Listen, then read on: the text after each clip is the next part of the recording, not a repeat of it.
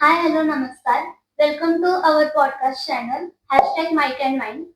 तर योगी तुझं प्रथम स्वागत आहे. मेहनत का फल मिलता ही है, ख्वाब बनकर बरसता ही, मेहनत है ही इतनी की ध्रुव तारा बनकर चमकता ही है. असाच एक उभरता तारा आज आपल्या सोबत आहे, योगी. तर योगी, तुझी ओळख संगीत आहे. तर तुझ्या संगीताची सुरुवात कशी आणि कधीपासून झाली? मला असं खरं तर वय वगैरे सांगता येणार नाही. कारण मी खूप आधीपासूनच म्हणजे गाता मला आधीपासून येतं. मी फक्त ऐकून प्रॅक्टिस करून नंतर मग एक तरी 7 वर्षाचा असल्यापासून वगैरे मी गातो. म्हणजे व्यवस्थित गातो. तू लहानपणापासून संगीत शिकतोयस. तर तुझ्या शिकण्याचा प्रवासातील काही आठवणी सांगू शकतोस? मी एकतर अशा क्लासला वगैरे गेलो नाहीये. मी शिकलोय म्हणजे पूर्ण ऐकून माझं मी प्रिपेअर करत शिकलोय. त्यामुळे आठवण म्हणजे माझ्यासाठी रोजचा दिवस ही आठवणच धरू शकतो. पण हां, मला अजून आठवतं मी आय गेस 4थीत किंवा 5वीत होतो. त्यावेळेला तो कट्यार काळजात घुसली आलेला. आणि त्यावेळेला ते मला मनमंदिरा गाणं फार आवडायला लागलेलं. मग त्यानंतर मी अराउंड एक 11वी पर्यंत मी रोज तेच गाणं ऐकायचो. आणि ते ते माझं गाणं अजूनही सगळ्यात आवडतं गाणं आहे, की मी त्यानंतर मग मी पहिला थोडं क्लासिकल गायला लागलो ते त्या गाण्यामुळे गायला लागलो. मी ते गाणं ऐकलं, प्रिपेअर केलं. माझी आई गाते. मग त्या आईने मला बसवून जरा शिकवलं. गली गँग सोबतचा तुझा प्रवास आणि एक्सपिरियन्स कसा होता? खूप, खूप छान होता. मी पहिल्यांदा त्यांचा कॉन्टॅक्ट माझा असा झाला, की बँडलॅब नावाचा एक सोशल मीडिया बँडलॅब नावाचा एक सोशल मीडिया प्लॅटफॉर्म आहे. तो म्हणजे म्युझिशियन्ससाठीचं Instagram म्हणायला हरकत नाही, अशा प्रकारे. तर त्यावर मी माझे प्रोजेक्ट्स टाकायचो आणि त्यांना मी एक होल्ड माय माईक नावाची एक ईपी लिहिलेली. रॅप होतं ते आणि ते तिथपर्यंत ते व्हायरल गेलं बँडलॅबवरती आणि ते त्यांना खूप आवडलं. त्यांनी मला कॉन्टॅक्ट केला. मग मी त्यांच्याकडे पहिल्यांदा इंटर्नशिप केली 2 महिने रायटर म्हणून, सॉन्ग रायटर म्हणून. मग त्यानंतर त्यांनी मला प्रोडक्शनचे 2-3 प्रोजेक्ट्स दिले. ते पण त्यांना माझं काम आवडलं. मग त्यांनी मला इंटर्नशिप थ्रू जॉब ऑफर केला आणि मग मला त्यात शिकायला खूप मिळालं. कारण मला फक्त एक अ, आता हिप-हॉप हा जनर म्हणला, तर मला फक्त तेवढंच करता यायचं प्रोडक्शनमध्ये. पण मग त्यानंतर मी त्याच्यात माझी म्युझिकॅलिटी टाकायला शिकलो त्या प्रोजेक्टमुळं आणि खूप भारी-भारी आर्टिस्टशी बरोबर काम करायला मिळालं. म्हणजे डिवाईन, कामभारी, नंतर MC अल्ताफ म्हणून एक आहे. तो नंतर फारिस शफी, तलांजू खूप मस्त आर्टिस्ट बरोबर मी काम केलं. माझ्या फोनमध्ये आता डिवाईनचा नंबर आहे. मस्त अनुभव होता. शिकायला खूप मिळालं. तू आता असिस्टंट म्युझिक प्रोड्युसर आहेस. हां. तर तुला शिकायला नेमकं काय-काय मिळालं तिथून? आणि असिस्टंट म्युझिक प्रोड्युसर तू कसा बनलास? ते मी आता सांगेन ना, मला सगळं बँडलॅब थ्रूच ते झालं माझं. ते गाणी व्हायरल झाल्यामुळं. आणि सगळ्यात मेन गोष्ट म्हणजे मी एक शॉर्ट फिल्मसाठी म्युझिक केलेलं आणि तिथून मग मला त्या short film national short film फेस्टिव्हलला मला अवॉर्ड मिळाले, की best song writer, best composer आणि बेस्ट प्लेबॅक सिंगर अशी 3. आणि म्हणजे त्या म्युझिक सेक्टरमध्ये 5च अवॉर्ड असतात. त्यातले 3 मला मिळालेले. आणि मग तिथून त्यांनी मला टी-सीरीजने अप्रोच केलं पहिल्यांदा आणि मग त्यांच्या थ्रू मी असिस्टंट म्युझिक प्रोड्युसर म्हणून टी-सीरीजमध्ये नंतर लागलो. आणि खूप मला मी आधी जे करायचो, ते मी फक्त इंडी जनर आणि हिप-हॉपमध्ये करायचो, प्रोडक्शन जे होतं. नंतर मी खरं त्यात मला एक्सपेरिमेंट करायला खूप नंतर मिळालं. म्हणजे मी नंतर फोक रॉक केलं. म्हणजे सनई आणि इलेक्ट्रिक गिटार असं कॉम्बिनेशन आहे त्या गाण्यात. त्या गाण्याला बेस्ट कंपोझिशनचा अवॉर्ड मिळाला. मग मला थोडक्यात टी-सीरीजकडून माझा स्पेक्ट्रम कळाला, की मी नक्की अजून काय-काय करू शकतो आणि मला कुठल्या-कुठल्या जनरमधला सेन्स आहे आणि ज्या जनरमधला सेन्स नव्हता, ते त्यांच्याबरोबर बसून मीटिंग्स वगैरे करून मग मला त्यातलं पण कळालं. टी सीरीजमध्ये तुझं जे गाणं आलंय, त्याला लोकांचा प्रतिसाद कसा आहे? खूप छान आहे. आता अराउंड 2 वर्षाआधी ते रिलीज झालेलं गाणं Spotifyवरून पहिला. तोपर्यंत ते म्हणजे त्याच्यात कॉन्ट्रॅक्टमध्ये मला फसवलेलं. त्यावेळेला माझं नाव नव्हतं त्याच्यात. आणि त्यानंतर मग मी कॉन्ट्रॅक्ट परत स्टडी केलं. टी सिरीजने मला त्यात मदत केली बरीच. परत ते गाणं माझ्या नावावर आलं आणि मग त्यानंतर आता त्यावेळेला त्या गाण्याला अराउंड 1.5 लाख स्ट्रीम्स वगैरे होत्या आणि त्या 2 वर्षात. आणि मग त्यानंतर आता एक लिटरली 3-4 महिन्यानंतरच्या 3-4 महिन्यात आता त्याला 5 लाख स्ट्रीम्स क्रॉस झाल्या आणि छान आहे चालू. मस्त आहे प्रतिसाद. आपण एक छोटा रॅपिड फायर घेऊया. तुझं favourite food? Burger. First love? Ragini. Favourite composer? Niladri Kumar. Favourite music genre? Indie आणि हिपहॉप. Favourite song?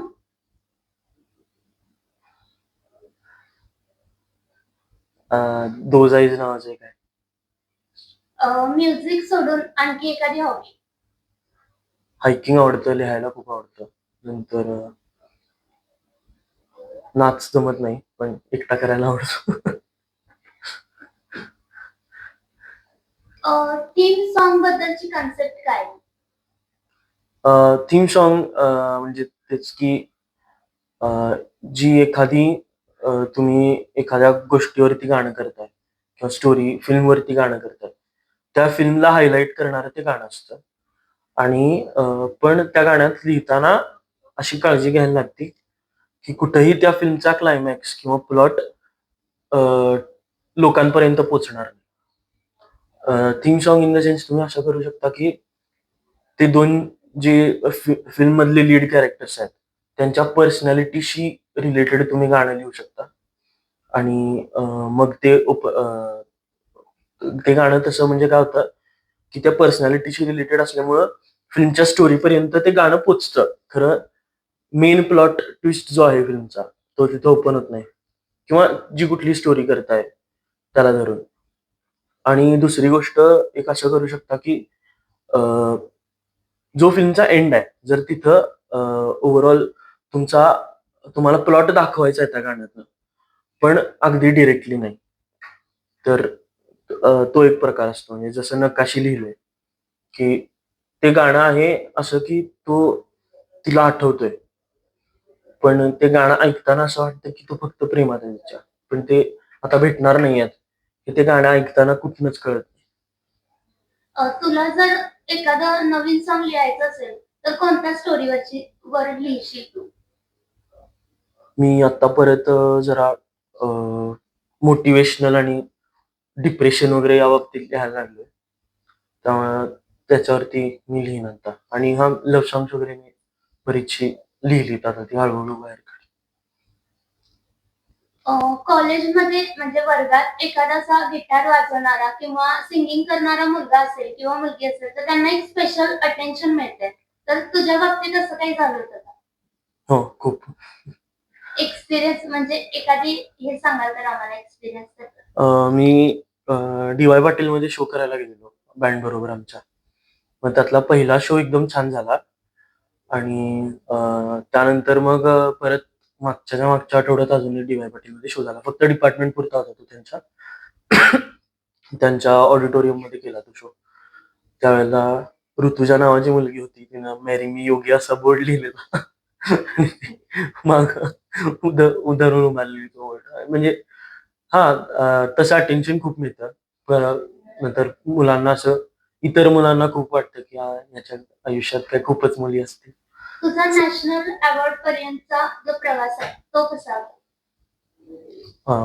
बराचसा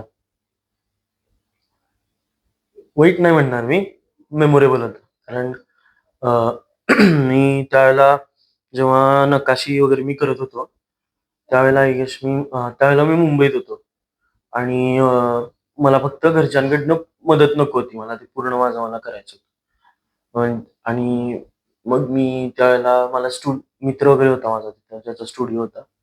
पार्टनरशिपमध्ये होता तो. पण त्यानं मला सांगितलेलं, की "मी तुझ्याकडनं ऑपरेशनल पैसे कुठले घेणार नाही, पण तुला स्टुडिओ रेंट तरी द्यायला लागणार." कारण बाकीच्यांना त्यांचे पैसे मिळायला पाहिजे स्टुडिओ ओनरचे वगैरेचे. तर मग त्यावेळेला तिथं पर आवर रेंट आय गेस ₹2000 होता आणि मला स्टुडिओ अराउंड 4 तास वगैरे लागायचा होता. हां, आणि मला एका गाण्यासाठी 4 तास असं मी धरून चाललेलो. आणि मला पर्याय नव्हता त्यावेळेला. मला सगळी गाणी एकाच टेकमध्ये करायला लागणार होती. त्यामुळे मी आधी जिथं राहत होतो, तिथं मी म्युझिशियन्सना बोलावलेलं आणि 2 आठवडे आम्ही तिथं प्रॅक्टिस करत होतो. आणि मी त्यांच्याकडनं पूर्ण एकदम व्यवस्थित करून घेतली प्रॅक्टिस, की मला असंच गाणं हवंय. आपल्याला वेळच नाही. जायचं एका टेकमध्ये करून यायचं. असं आमच्या डोक्यात होतं आणि मग त्याचे पैसे साठवायला मी त्यावेळेला तिथं Zomato डिलिव्हरी करत होतो. सकाळी 7 ते 11 वगैरे आम्ही प्रॅक्टिस करायचो तिकडं आणि 11:30-12ला मी बाहेर पडायचो आणि रात्री 4 पर्यंत वगैरे परत घरी यायचो. मग त्याचे मला असे दिवसातनं अराउंड एक 3,000-3,500 मिळायचे. त्यातले ₹1,000 माझे खाण्यापिण्यात, पेट्रोलमध्ये वगैरे जायचे. बाकीच्या स्टुडिओ रेंटवर. तुझ्या या प्रवासात म्हणजे घरच्यांचा काय प्रतिसाद होता? म्हणजे नेमकं काय त्यांचं हे होतं, की तू गाणं करावंस, या क्षेत्रात जावंस की नाही? त्यांनी काय अपोज पण केलं नाही आणि सपोर्ट पण केला नाही असं म्हणेन. पहिला जरा त्यांचा विरोध होता त्याला. पण नंतर त्यांना पण लक्षात आलं, की ठीक आहे हा काय याच्यातनं बाहेर पडणार नाहीये. त्यामुळे त्यांनी नंतर फार त्यामध्ये इन्व्हॉल्वच झाले नाहीत. ती माझ्यासाठी चांगली गोष्ट होती. पूर्णच माझं मी करू शकलो. मला कसंही काहीही करता येत होतं तेव्हा. नॅशनल अवॉर्ड मिळाल्यानंतर घरच्यांचा काय हे होता तुझ्यावर? त्यांना खूप छान वाटलेलं. माझे बाबा रडलेले, आई रडलेली आणि मला मला काय असं फार छान वाटलं नव्हतं स्पष्ट सांगायचं तर. कारण मी अवॉर्डसाठी वगैरे असं काही केलं नव्हतं ते. मला फक्त ती म्हणजे नकाशी वगैरे तर पूर्ण माझी स्टोरी आहे. तेव्हा मला फक्त ते मला जसं उतरवायचं होतं गाण्यात तसं मला उतरवायचं होतं. त्यामुळे मला तिथंच छान वाटलेलं. बाकी काय मला तर तुझं एक बँड आहे. हं. तर आपल्या कोल्हापुरात शक्यतो अशी बँड नाहीये किंवा लोकांना ही कन्सेप्ट वगैरे माहित नाहीये. हां. असं तुझा बँड झाल्यानंतर ना लोकांचा प्रतिसाद कसा होता? अ, पहिले पहिले फार नव्हता खरं तर. म्हणजे बँड चालू झाल्यावर पहिला 1 महिनाभर आम्हाला जरा एकाच ठिकाणी आम्ही शो करत होतो कारण त्यावेळेला दुसरे आम्ही शोज आम्हाला मिळतच नव्हते. आणि त्यानंतर मग 1 महिना आम्ही रोज इकडे-तिकडे हिंडायचो जरा आणि प्रत्येकाला विचारायचो, की आमचा असा बँड आहे, शोज करायला मिळतील का वगैरे. मग त्यानंतर मेन म्हणजे आम्ही Instagramवर ॲक्टिव्हिटी आमची खूप वाढवली आणि जे आता बाकीचे पण अजून आमच्या आधी पण 2 बँड्स होते, कोकोपेली आणि काम से काम नावाचे. पण ते पण कोल्हापुरात इव्हेंट करत नव्हते फार. कारण कोल्हापुरात ते खरंच कल्चर नव्हतं. त्यामुळं आम्ही पहिला कंटेंट आमचा Instagramवरती पोर्टफोलिओ तयार केल्यासारखा केला आणि मग आम्ही कोल्हापुरात नंतर इतर हॉटेल्सना, कॅफेजना वगैरे पिच करायला लागलो. आणि मग त्यानंतर खरं अ, आमच्या बँडचे कंपोझिशन जरा वेगळे आहेत आणि लोकांच्या डोक्यात असं हे आहे, की आमचा बँड फक्त गिग्ससाठी आम्ही केलाय. आम्ही ते गिग्ससाठी केलेलंच नाहीये. म्हणजे माझ्याबरोबर जे अजून दोघं आहेत, त्यांना पण ओरिजिनल कंपोझिशन्स म्हणजे स्वतःची गाणी बनवण्यात खूप इंटरेस्ट आहे. आणि आम्ही बँड फक्त तयार ह्याच्यासाठी केलाय, की आम्हाला ते तिकडनं पैसे मिळवून आमच्या गाण्यांमध्ये इन्व्हेस्ट करता येतील. पण बाकीचे जे बँड्स आहेत, म्हणजे काम से काम वगैरे मी असं डायरेक्ट हे स्टेटमेंट करत नाही डायरेक्ट. पण मला आत्तापर्यंत तरी त्यांनी ओरिजिनल्स वगैरे कंपोझिशनमध्ये अजून उतरले नाही आहेत ते. माहीत नाही मला त्यांचं काय असेल. पण आमचा बँड वेगळा आहे आणि म्हणजे आमच्या बँडच्या परफॉर्मन्समध्ये पण आम्ही जरा वेगळी गाणी किंवा तीच जरी गाणी घेतली, तरी आम्ही ती फार वेगळ्या वेनं सेट करून तिथं वाजवतो. त्यामुळे आमचं ऐकताना जास्त प्लीजिंग आणि जास्त वेगळा एक्सपिरियन्स आहे आमचा. कारण इतर बँड्स ठरलेली कन्व्हेन्शनल बॉलिवूड किंवा Coldplay वगैरे अशी गाणी घेतात. आम्ही ती पण घेतो. पण आम्ही त्या गाण्यांमध्ये पण आम्ही थोडं इंडियन क्लासिकल फ्यूज करतो. त्यामुळे ते ऐकताना फार सुंदर वाटतं. लोकांना नक्की आवडतंय.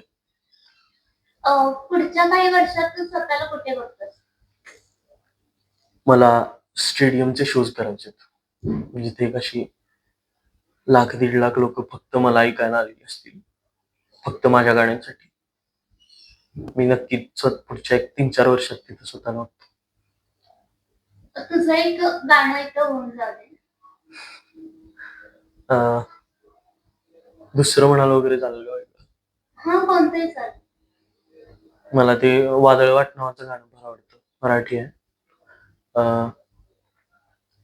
थोडी सागर निळाई, थोडे शंख शिंपले, कधी चांदणे टिपूर तुझ्या डोळ्यात वाचले, कधी उतरला चंद्र तुझ्या माझ्या अंगणात, स्वप्न पाखरांचा थवा विसावला ओंजळीत, कधी भिजला काळोख, कधी भिजली पहाट, हुंकारला नदी काठ, कधी हरवली वाट, वाऱ्या पावसाच्या तऱ्हा कधी भास गच्च दाट, कधी धुसर धुसर एक वादळाची वाट.